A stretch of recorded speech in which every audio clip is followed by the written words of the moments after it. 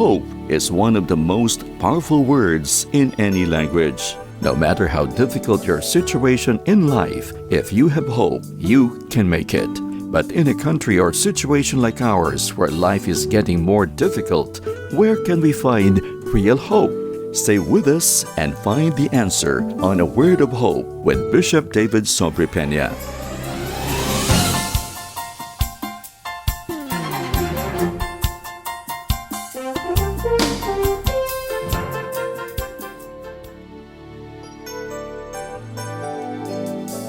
According to Matthew chapter 7, verses 24 to 27, there are two kinds of people: the wise person who hears Jesus' teachings and follows them, constructing a life on a rock-like foundation, and the foolish person who hears Jesus' teachings but disobeys them, constructing a life on shifting sand. Bishop David Sobrepeña provides an explanation of this passage's meaning.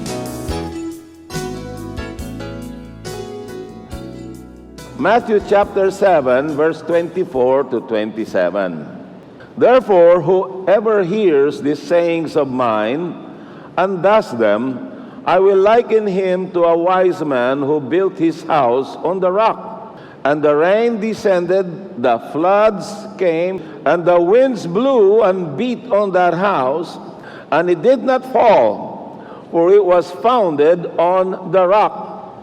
But everyone who hears these sayings of mine and does not do them will be likened to a foolish man who built his house on the sand. And the rain descended, the floods came, and the winds blew and beat on that house, and it fell, and great was its fall. And then in a similar passage, sa Luke chapter 6, verse 46 to 49, But why do you call me Lord, Lord, and not do the things which I say? Whoever comes to me and hears my sayings and does them, I will show you who he is like. He is like a man building a house who dug deep, laid the foundation on the rock. And when the flood arose, the stream beat vehemently against that house and could not shake it, for it was founded on the rock. But he who heard and did nothing is like a man who built his house, or built a house on the earth without a foundation, against which the stream beat vehemently. And immediately it fell, and the ruin of that house was great. The title of the message that I'm going to share with you is Build Only on Solid Foundation. Hindi sabi na build on solid foundation, but build only on solid foundation. Nung ako'y bata pa, ang nanay ko ay isang magaling na storyteller. At ang isang istoryang ito ay binasa niya ang story ng Three Little Pigs. Three Little Pigs versus the Big Bad Wolf. Ang wolf o asong gubat ay paborito niya yung mga piglet na maging lunch o dinner. Masarap ang piglet. Kahit may mga tayo nga, gustong-gusto natin yung let's on the let's di ba? So yung Big Bad Wolf, gustong-gusto niya itong mga pigs na kainin. At merong tatlo. So, nag-usap-usap ito magkakapatid ng mga piglets. Sabi nila, para hindi tayo makain at magkaroon tayo ng proteksyon, ay mag-build tayo ng kanya-kanyang mga bahay. So, isang little pig, gumawa siya ng bahay made of straw. Straw, yung mga talahi, mga kung anong ginawa niya doon. At sa tingin niya, ay supisinte na yun upang ma-prevent yung Big Bad Wolf na kainin siya. So, balit, nung dumating ang wolf, sabi niya, Hey, little pig, let me come into your house. Let's have a talk. Ganyan din ang Satanas. Gusto niyang pasukin yung buhay natin, yung bahay natin, no? Let's have a talk, a friendly talk. Of course, wolf saying friendly talk to a little pig, that's like, inviting trouble. So, sabi ng little pig, No, I'm not gonna open for you. You're a big bad wolf. I will not let you in. Oh, sabi niya, but I can come in. So, according to the story, the wolf huff and puff at sinipa niya yung door. Nasira agad yung house of straw. At alam niya na, naging lunch si Little Pig number 1. Si little pig number 2 naman, gumawa siya ng bahay niya made of sticks. Mga kuwan lang ba? Mga sanga ng kahoy at linagay lang niya sa ground. At sa tingin niya, pwede na yon na makasuporta sa kanya, makapagbigay ng security at protect him from the big bad wolf. But the wolf got hungry again. So sabi niya, hey, little pig, let me come in, let's have a talk. I want to be your friend. Siyempre, alam mo, it's like Satan. He doesn't want you to be his friend. He's gonna destroy your life. So, little pig said, no, you cannot come in. You thought it was easy to kill my brother or my sister. Hindi natin alam kung babae yung pig na yun o lalaki. So, mine is a stronger house. Well, little pig, I'm coming to get you. So the wolf, huff and puff, kicked several times the door, and then the door was open and shattered and ate the second pig. Na pumunta uli siya. Tapos na mga 2 araw, nagutom uli. Pumunta siya doon sa little pig number 3. Pa itong si little pig number 3, mautak. Nakipagkonsulta siya sa isang construction na gumagawa ng bahay. Sabi niya, in order for you to be secure, let's build you a brick house with brick and cement foundation. So, dumating itong big bad wolf. Little pig, come, let's talk together, open the door for me. Sabi niya, no, I will not let you in, big bad wolf. You already ate my brother and my sister. You're not coming in. So, big bad wolf, according to the story, huff and puff, kicked down at banged the door at saka yung wall, siya pa ang nasaktan because that house was built on solid foundation and a permanent dwelling. In many ways, many of us are building our own place of security. That's what we're going to talk about today.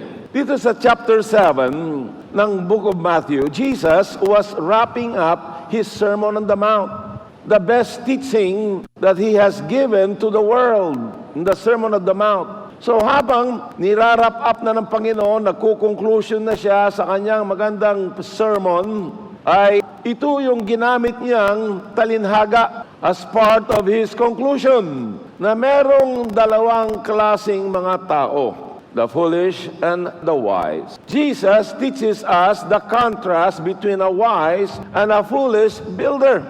Ang kaibahan ng wise at marunong mabuti na builder, foolish mangmang. So, first of all, let's look at the resemblance of the two builders. Bago natin i-criticize yung isa, tingnan muna natin ang kanilang resemblance, yung ginawa nilang pareho. As a result na sila ay nakinig sa ating Panginoon.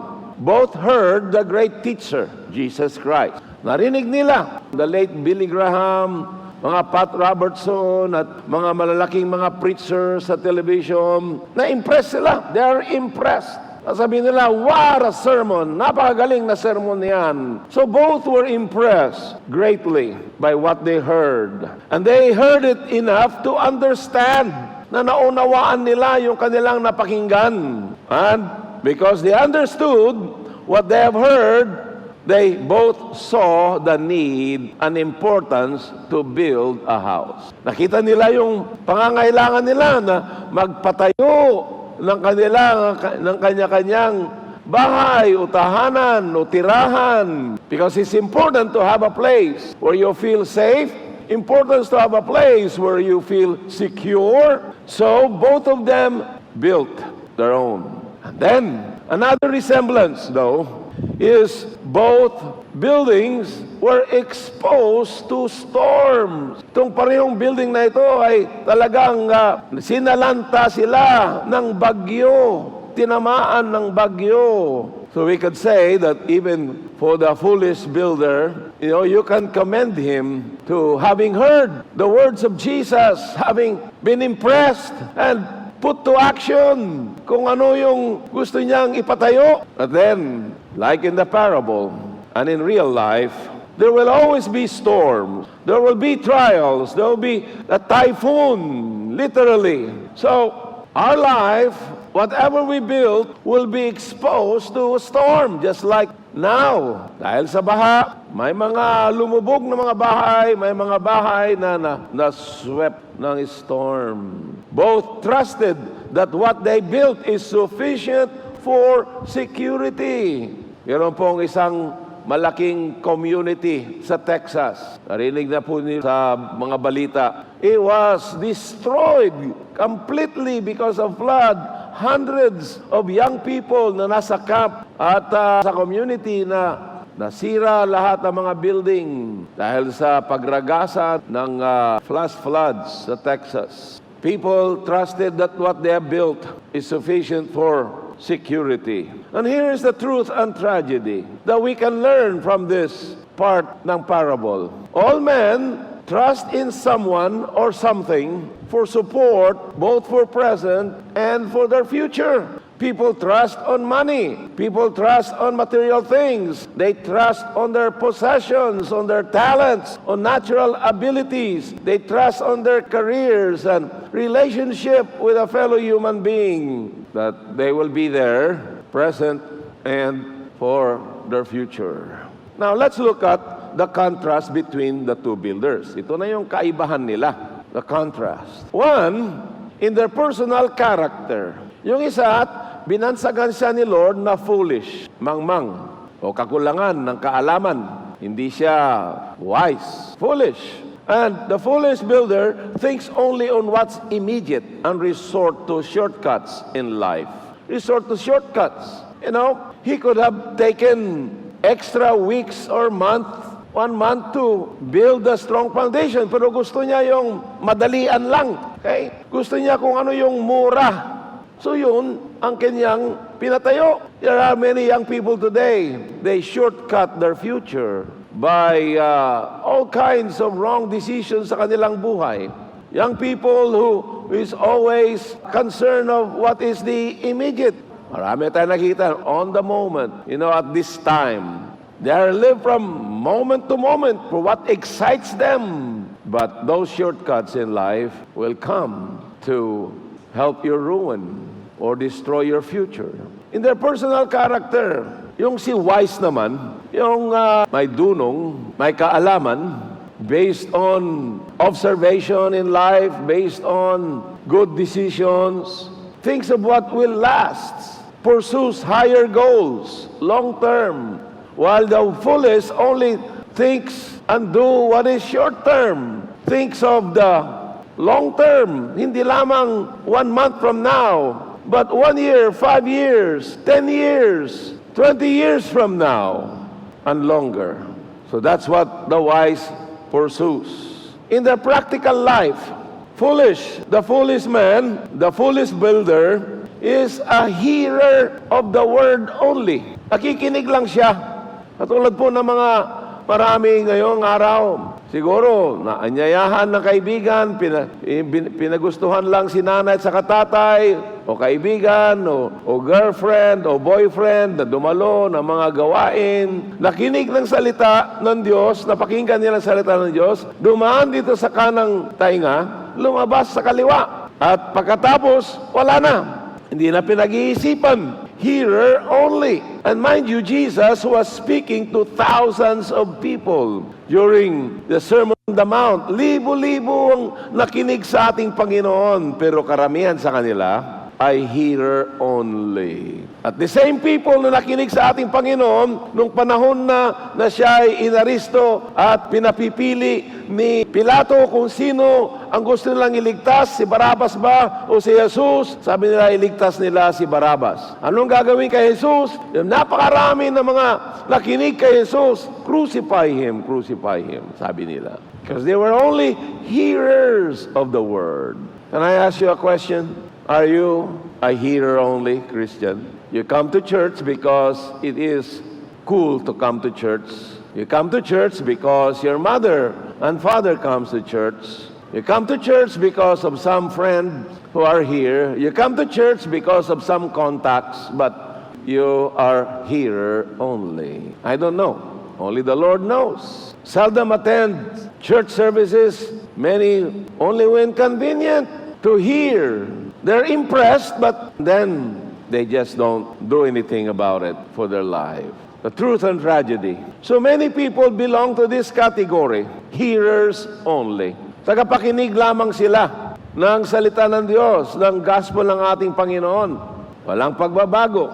People by the millions heard Billy Graham through radio, to television, through all the crusades that he has preached in many cities around the world. Palagi yan. A lot of people can hear the good news of salvation. Lalo-lalo na yun, via online, YouTube, FB Live, Messenger, at iba pa. Marami na ngayon nagpro-proclaim. But people will just hear, tapos babaguhin nila yung channel, o babaguhin nila yung web page or whatever. They belong to the hearers only category.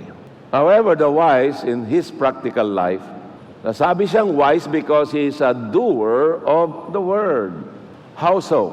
He applies the truth of God's word in his daily life. Ina-apply niya yung salita ng Panginoon sa kanyang araw-araw na pamumuhay. So how do you apply this? For example, I'm preaching about the two builders, at the foolish and the wise. And while you are listening to the Word of God, during the preaching and after the preaching, you will pray in your heart, Lord, I want to be a wise builder. I want to build, Lord God, based on the sure foundation. Lord, paano ko, habang nagbabasa ka ng salita ng Diyos, mga katotohanan ng salita ng Diyos, ang iyong tanong, tinatanong mo ang iyong sarili, paano ko kaya isasagawa ito? And then, if you don't know, you ask the Lord, Lord, tulungan mo po ako na, ayon sa sabi ng inyong salita, na to study the Word of God, na ako'y maging uliran na parent ng aking mga anak. Nakikita po nila ako, nagbabasa ng salita ng Diyos, nakikita po nila ako nananalangin. Panginoon, sa paanong paraan na may sasagawa ko ito upang ako ay isang uliran o isang empleyado na kalugod-lugod sa iyo at gawin kung ano yung mabuti sa aking kapwa. Lord, paano ko kaya isasagawa ito? Ganon. And then you endeavor to apply the Word of God upon your life. Whether you are an employee, employer, or kung ano man yung trabaho mo, at bawat desisyon na gagawin mo, malaki o maliit man, ay iyo pong ina-apply ang katotohanan ng salita ng Diyos. Now, it doesn't mean that you don't make mistakes. It doesn't mean that that all the decisions you make are all correct and all, 100% right. No, all of us make a mistakes from time to time, and we stumble from time to time. But then when you know that you have stumbled and hindi mo nagawa ang mabuti, you ask the Lord na tulungan ka, bumangon ka, ask the Lord for His forgiveness. That's how you apply the truth of God's Word in your daily life. Now let's look at in their foundation in which they built. The foolish, ang kanyang foundation ay napakahina, shaky. The foolish man, foolish builders, his foundation is sandy soil, soft and unstable. Maalala ko, many years ago, meron akong isang kakilala na pastor. Nagpatayo siya ng isang building na magiging Bible school doon sa Aguo, La Union. Nabisita ko, tiningnan ko yung pinapatayo niya. Ang lalaki, ang mga ginamit niya na parang tie beam na mga coco lumber ang ginamit niya. Nag-dug up sila. Wala pang mga 1 metro. Tinagay doon ang buong trunk ng coconut lumber at rectangular. At doon nila dinagay yung mga poste na coconut din, coco lumber. Na coco lumber is good, but it does not last as long as the other, like yakal and etc. But still good enough. It will last you for mga years. But nung nakita ko yon, sabi ko, malakas na ba yan? Nasa tabing dagat. Sabi niya, yeah, that's big enough. Sabi niya, that's strong enough. Hindi naman siya nagkonsulta ng engineer o architect, mga karpentero lang. Siguro, nagtitipis siya dahil sa budget, no? Pero ang laki ng building. I expressed my concern. Sabi ko, have you ever read yung parable ni Jesus? You build your house, this building on a sand. Yeah. But this is strong. Okay. So, pinabayaan ko na siya. Well then, typhoon came. Wala pang isang taon yung building. Bumagsak na. At hundreds of thousands of pesos or 1 million plus nawala. Why? Sapagkat it was built on sandy soil. Soft, unstable. Tinignan ko rin nung ako nasa Boracay, nagpapatayo sila ng malalaking mga hotel, mga luxury hotels doon sa Boracay at ibang mga lugar. Aba, meron silang mga pylons, mga semento, reinforced ng bakal at kanilang, they were pounding it in the ground for mga 50 feet or more hanggat ma-reach nila daw yung rock. So, ganon, matagal yun. They're pounding it. So, in the same way, importante yung foundation ng ating buhay. If you only build on material things of your life, at lahat ng ambition mo ay only for the material things of this life, that's a shaky foundation. Now, let's look at the wise builder. He built on a rock, strong, firm, and stable foundation. At dumating ang mga kalamidad ng storms beat upon that house. It remained. Truth and truth with rewards. Jesus Christ, the rock, is the sure foundation. Ang ating Panginoong Yesus, siya lamang ang totoo, tunay, at sure foundation ng ating buhay. Ang buhay natin centers around that foundation. When you build for something in your life, mga ambition mo, mga pangarap mo, nais mo na maging successful ang iyong buhay, maging prosperous ka, at sa iyong career, you want to be promoted, that's fine and all good. And if your foundation is based on Jesus Christ, you will be blessed. And if not, well, you will have some kind of success, but in the end, what happens? You will suffer loss.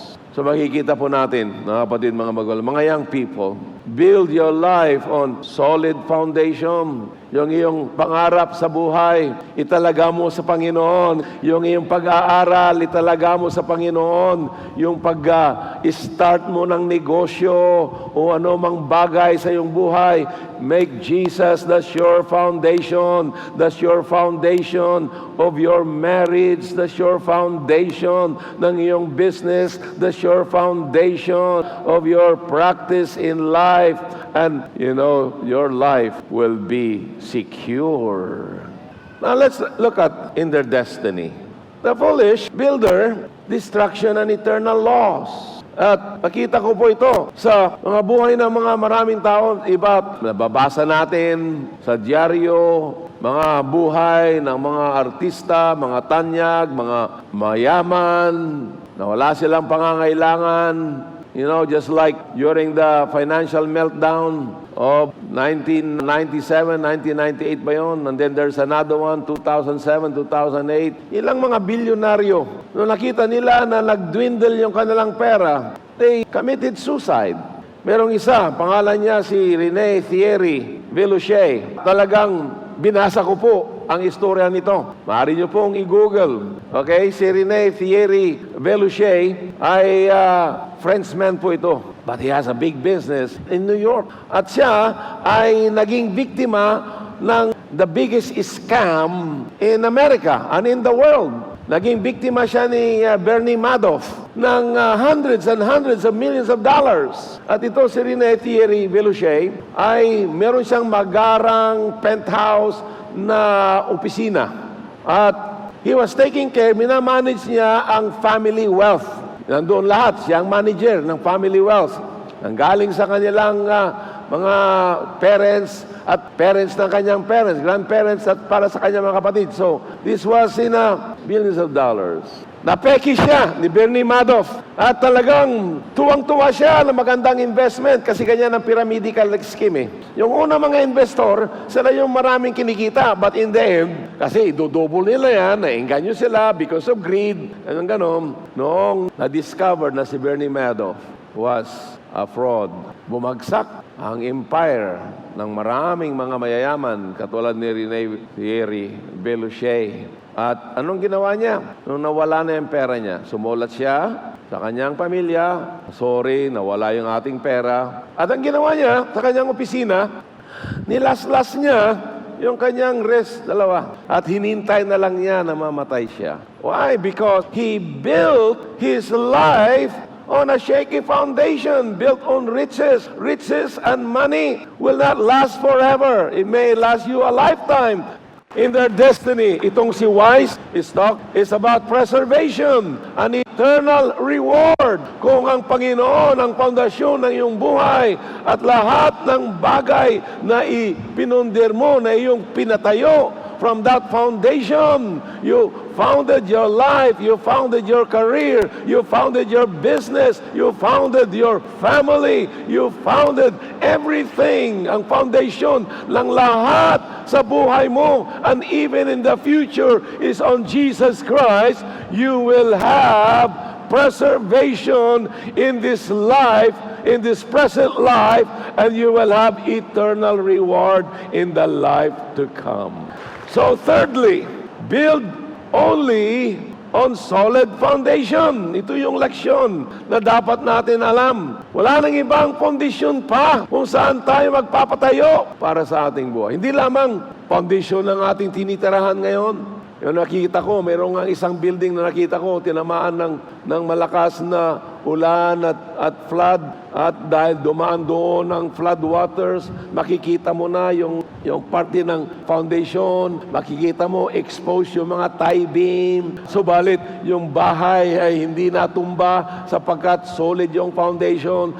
When you build on solid foundation, it will remain to stand. All men are building in their own way.